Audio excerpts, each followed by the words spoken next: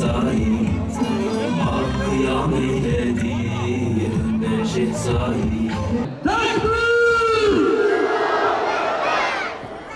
Namusa ekber nemateli Hüseyin radır ala tevhide Bu dozvane Şeyh Said kıyame Khadi derket kahraman pe lebe mirası Tekbir!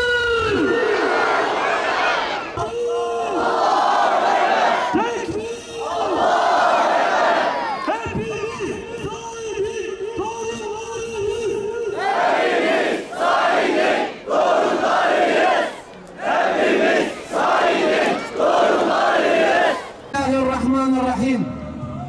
Elhamdülillahi Rabbil alemin. Esselatu vesselamu ala Resulina Muhammedin ve ala alihi ve sahbihi ecmain. Hamd, alemlerin yegane sahibi olan Allah'a, selat ve selam, kainatın biricik önderi Hazreti Muhammed Mustafa'ya, onun pak ve temiz ehli beytine, ashabına ve kıyamete kadar onun yolunu sürdürenlerin üzerine olsun. Selam olsun Allah için kıyam edenlere. Bismillahirrahmanirrahim. Ya eyyühellezîne âmenû qâtilullezîne yelûnekum الكفار وليجدوا فيكم غلظة Dinde şiar hilafettir, kıyam bize saadettir. Zulüm yalan şu dünyada tek yolumuz şehadettir.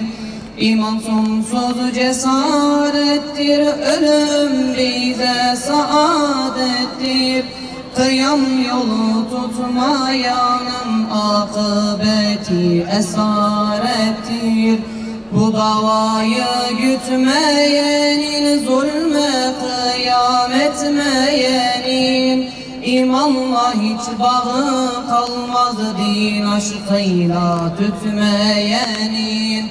Kıymetli kardeşlerim, 100 yıl önce bu meydanda Şeyh Said ve 46 arkadaşı alim, mücahit şehit oldular. İzzetlice, onurluca, dik bir şekilde aziz İslam'a teslim olacak şekilde şehit oldular. Zillet içerisinde kalmadılar. Çünkü onlar yerin ve göğün sahibi olan Allah Tebareke ve Teala'ya iman etmişlerdi. Ve o zaman da aslında bu yaşında Şeyh Said'in öylesine gideyim de bir kıyam edeyim, bir dert içine doğmamıştı. Çünkü o zaman Allah'a isyan vardı. İslam'a düşmanlık vardı. Kur'an'a düşmanlık vardı. Mukaddesatlara düşmanlık vardı. Örtüye, tesettüre düşmanlık vardı. Ve bundan dolayı Şeyh Said meydana çıktı. O süreçte ne oldu? Şeyh Said'i bu yaşıyla, bastonuyla cihada çıkaran neydi? O zaman Tanzimat Fermanı'ndan sonra artık Türk-Kürt İslam kardeşliği yerine Türk ulusçuluğu, batıcılık, laiklik öne çıkarılıyordu. Ve İngilizler, Fransızlar, Yunanlılar şunu görüyorlardı. Bu Müslüman halk olduğu müddetçe biz modern ordularımız bile olsa bunları yenemeyiz. Bunlar kazmayla, kürekle, sopalarla karşımıza çıkıyorlar ve geçit vermiyorlar. Her şeyden önce bunları İslam'dan koparmamız gerekiyor dediler. Ve bunun mücadelesini verdiler. Ondan sonra Cumhuriyet yıllarından sonra Kemalist rejim tek tek İslam'la bağımızı koparmak için harekete geçti. Ne yaptı? Kur'an alfabesi yasaklandı. Ve her şeyden ümmeti ilimden koparmaya çalıştı. Sonra ne yaptı? Tevhid-i Tedrisat Kanunu'yla eğitimin birleşmesi ismi altında yıllardır alimlerin, mücahitlerin yetiştiği medreseleri kapattı. Yetmedi, durmadı. Ondan sonra kılık kıyafete müdahale etti. Sarığa müdahale etti. Yetmedi, müdahale etmekle kalmadı. İngiliz şapkasını zorunlu hale getirdi, bize dayattı. Halen de kanunda var. İngiliz şapkasını takmayanları astı. Binlerce insan o şapka olmadığı için hastanelere giremedi ve binlercesi canından oldu. Yetmedi. Ve baktı ki evet, sınırlar koymuşuz, bölmüşüz, parçalamışız. Ama bunların başında bir halife var. Ve hepsi o halifeye bakıyorlar. Farklı ülke bile olsa o halifenin ağzına bakıyor Müslümanlar. Ve 13 asırlık, evet 13 asırlık Hazreti Muhammed Aleyhisselam'dan ta o döneme kadar peygamberin emirleriyle yönetim şekli olan hilafetiyle yine bu Kemalist rejim kaldırdı. Ve bununla bitmedi mesele. İçkiler içiliyordu. Gazetelerde direkt Hazreti Peygamber Aleyhisselam'a hakaretler yapılıyordu. Peygambere dil uzatılıyordu. Kur'an eğitimi yasaklanıyordu. Ve Şeyh Said gibi onurlu bir alim, Emirül Mücahidin buna sessiz kalamadığımızdı kardeşlerim. Ve harekete geçti. Ruhsatlara falan sığınmadı Şeyh Said. Bastonunu aldı, meydana çıktı. Alimlerle görüştü. Şeyhlerle görüştü. Müslümanlarla görüştü. Ve ben bu İslam düşmanlığına rıza gösteremem dedi. Harekete geçti. Ve bu harekete geçtikten sonra Kemalist rejim tarafından biliyorsunuz ki arkadaşlarıyla beraber belirli ihanetler içerisinden çıkan bazı ihanetler sonucu Şeyh Said ve arkadaşları işte bu meydanda idam edilmek için getirildiler. Şeyh Said sehpaya da çıktığı zaman onu Hasan Vali ve o cellada bakarak demedi, beni affedin, ben aslında şunu kastetmedim, ben aslında şunu yapacaktım, bunu söylemeyecektim demedi. Ona baktı ve seninle mahşerde hesaplaşacağız dedi. Hesaplaşırız sizinle dedi. Onun hanımı, onun eşi yanına gidiyor. İşte onu zindana attıkları dönemde. İşte şeyhim, namus gitti. Namuslar talan oldu. Bu ne durumdayız? Bu şekil gitmez. Namusumuz gitti dediği zaman Şeyh Said radıyallahu anh en büyük namus, namus-u ekber İslam'dır. İslam gittikten sonra hangi namustan bahsediyorsunuz? Ve en büyük namus İslam'dır dedi. Pes etmedi, geri adım atmadı, ölümü öldürdü, şehit oldu kardeşlerim. Sonra ne yapmaya çalıştılar? İşte baktılar ki Şeyh Said, onu sevenler çok, herkes ona bağlı ve bunu bir şekilde insanların gönlünden çıkarmaları gerekiyordu. Dediler ki biz doğuda diyelim ki İngiliz ajanıdır. İngiliz ajanı dersek doğudaki Kürt Müslümanlar ondan uzaklaşır. Batıda ne diyelim? Batı'da da diyelim ki Kürtçü bir harekettir. Kürtçü bir hareket dersek Türk Müslümanlar da ondan uzaklaşır.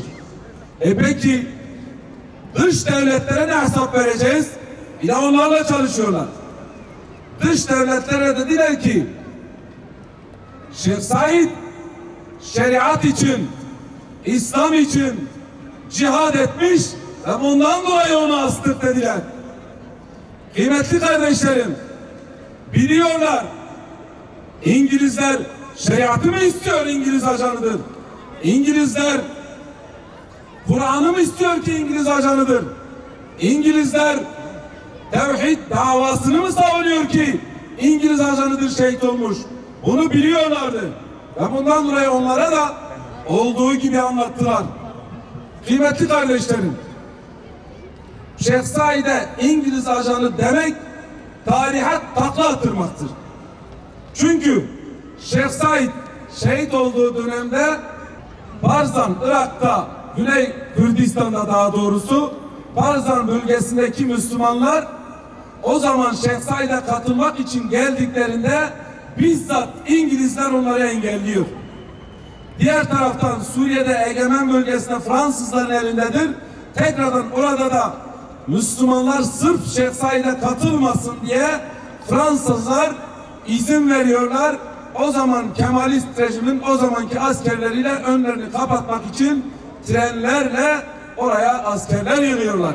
100 yıldır Kemalist rejim iftira atıyor. 100 yıldır yalanlarla, iftiralarla Şeyh Said'i karalamaya çalışıyorlar. Ama elhamdülillah Şeyh Said'in torunları, Şeyh Said'in müritleri, Şeyh Said'in sevenleri her geçen gün artıyor. Hiç kimse onların yalanlarına, hiç kimse onların iftiralarına kanmıyor.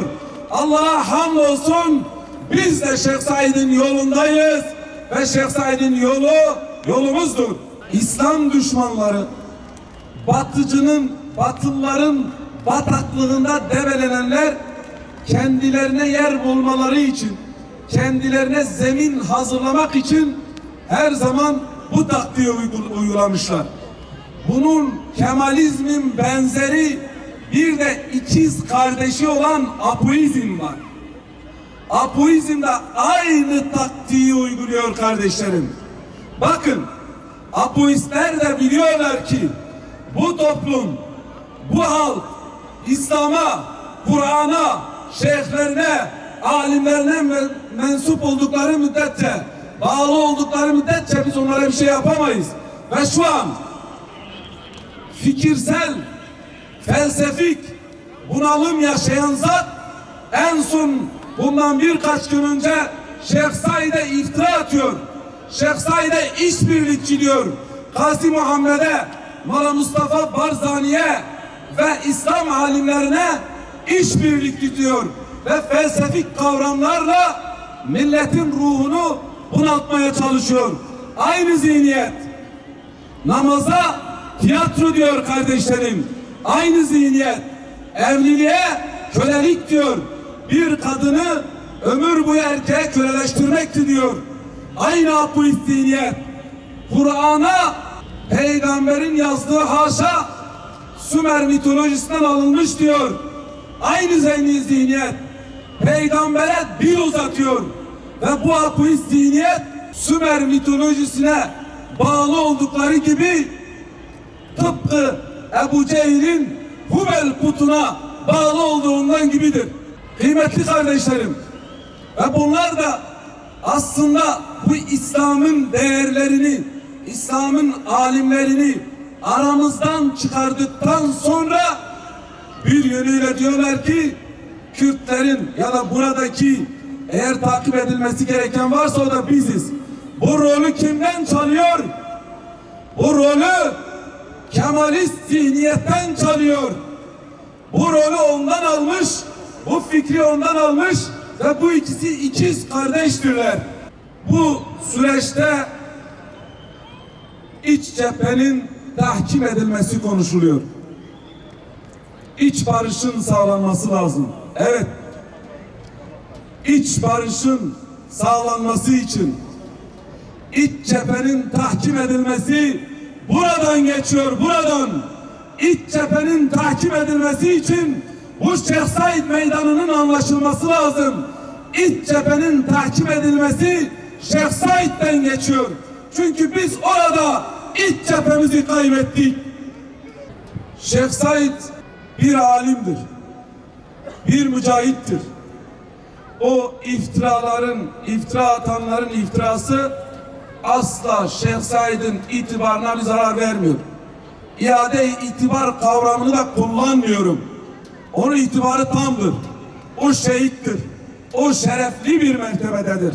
Eğer iade-i itibar gerekecekse bu yalan tarih yazanlar itibarına gitsinler, kazansınlar. Onlar gitsinler, af dilesinler. Onlar gitsinler bu yalanlarıyla yüzleşsinler. Bu yönüyle Şeyh Said'in mezar yerinin halen ortada yok. Öyle bir değerlerimize düşmanlık etmişler ki Şeyh Said'in mezarından bile örtmüşler. Bakın kardeşlerim, Çanakkale zaferi diyoruz. Çanakkale'de Müslümanlar cihad etmiş. Çanakkale'deki Müslümanları şehit eden Anzaklar bile, bakın Anzakların bile şu an mezar yerleri bellidir.